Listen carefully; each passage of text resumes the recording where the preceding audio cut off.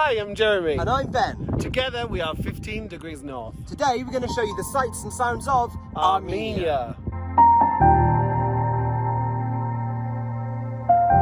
Armenia is a landlocked country in the Caucasus. Mountainous and rural, the Western Asian country has a population of 3 million, a third of whom live in its capital, Yerevan. The rest are scattered sparsely across the country, where there are considerably more cows than people. And honestly, they are everywhere. For such a small country, Armenia is a political hot potato, and we're going to try and tackle these issues from the outset in the least partisan way we can. Sandwiched between Azerbaijan to the east, Who they are at war with, and Turkey to the west, Azerbaijan's ally, Armenia is fairly isolated, with the Iranians to the south and Georgians to the north also somewhat suspicious of their feisty neighbour.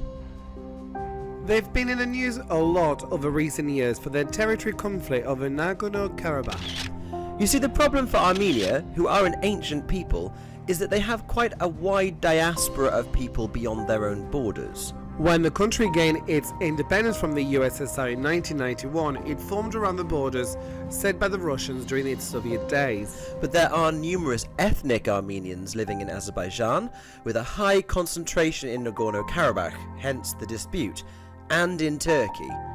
And in the days of the Ottoman Empire, this led to the Armenian Genocide, an internationally disputed and contentious moment in history that saw the mass murder of 1 million of displaced Armenians during World War I. Turkey has disputed the occurrences of this period ever since, where its leaders refused to use the word genocide and the details have been censored from its people. And Azerbaijan denied it happened too, which only adds fuel to the fire of their current conflict. But Armenia is an ancient country, with its first state established in 860 BCE, reaching its height under Tigranes the Great, and then becoming the first country in the world to adopt Christianity as its religion in 301 CE. The area was conquered, split and passed between the Byzantine and Persian empires before coming under Ottoman and then Russian rule. Geographically, the country is in Asia, but geopolitically considers itself to be in Europe. Confusing? Yep. 526 steps from bottom to top, I counted. And it's 36 degrees, no shade, too much. Yerevan has been the capital since 1918, but it's actually the 14th city in Armenia to have been granted that title. It sits under the shadow of Mount Ararat, which we could only vaguely see on the day we visited, but it is a symbol of Armenia, but actually sits in Turkey. Confusing. Yep.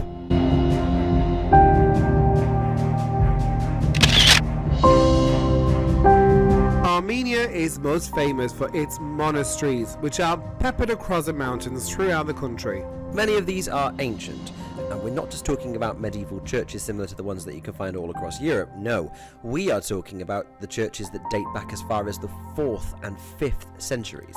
In fact, the oldest cathedral in the world is located here in Armenia. Even though most of the region came under Muslim rule, Armenia remained stoically Christian and immune to outside religious influences. Which probably explains why the Armenian Apostolic Church is removed both from Eastern Orthodox and Catholic denominations, existing today almost unchanged from its inception millennia ago.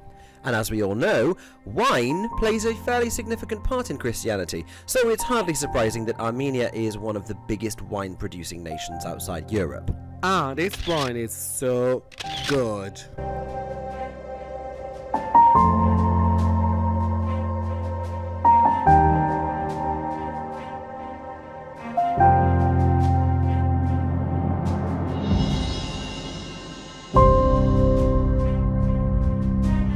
How old do you think this is? Oh, very old. We'll find out on Wikipedia and we'll tell you in the commentary now. Oh, the Lonely Planet guy.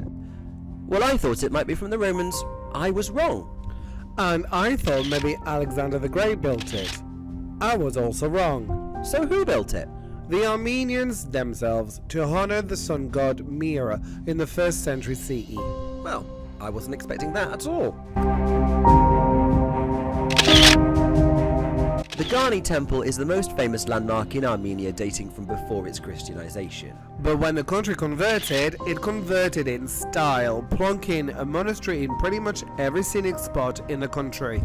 You've got to respect them for recognizing a good view. Well, just because you're a monk, that doesn't mean you don't want something lovely to look at. I mean, you have that they're easily defendable too. But the decision was clearly made based on aesthetics.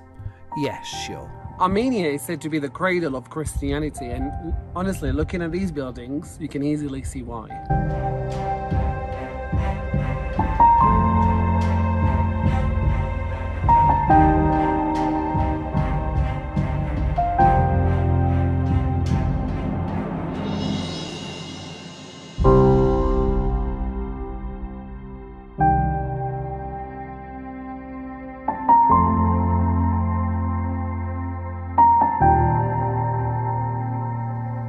We just scratched the surface of the Armenian monasteries. There are scores of them all over the country, with some of the most picturesque sitting in the southern part of the country, closer to the disputed regions. But many of them are within an hour or two of Yerevan, although don't underestimate how long driving in Armenia can take, because we've driven on better roads, let's put it that way. And it can always be delayed by cows. No, seriously.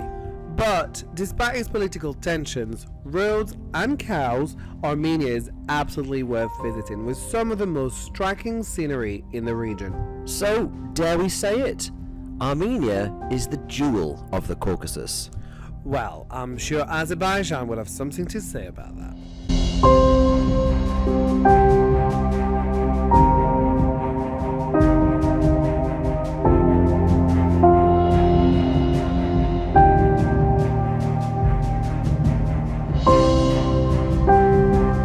Thanks for watching. Be sure to like, share and subscribe. And follow us on Instagram at 15 Degrees North. Make sure to tune in to our next video to see where in the world we end up next.